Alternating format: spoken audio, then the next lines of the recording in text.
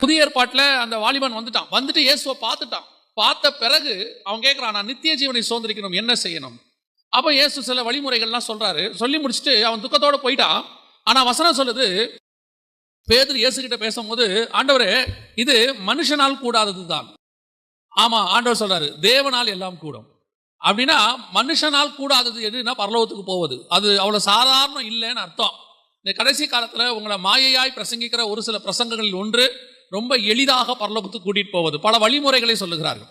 புறஜாதியார் அவங்க பரலோகத்துக்கு போறதுக்கு வழிமுறைகள் அவங்க சரீர பிரகாரமான முயற்சிகளினாலே அவர்கள் முயற்சிக்கிறார்கள். அதே மாதிரி இப்போ உங்களையும் இங்கே சரீர பிரகாரமான முயற்சிகளை செய்து, அப்படி இல்லைன்னா பரலோகத்துக்கு போறதை பத்தி கவலைப்படாதீங்க, ரொம்ப ஈஸி. நீங்க சர்ச்சுக்கு வந்துட்டாலே போதும், சந்தா கட்டிட்டா போதும், அல்லது நீங்க ஒரு சபையில ஒரு ஊழியக்காரருக்கோ ஊழியத்துக்கோ கொடுத்துட்டா போதும், எங்க ஊழியத்தை நீங்க தாங்கிட்டா போதும், கண்டிப்பா பரலோகத்தில் உங்க பேரை எழுதிடுவோம். இவர்கள் எல்லாம் பொய்யை பிரசங்கிக்கிறார்கள். அப்படியெல்லாம் பைபிள்ல இல்ல.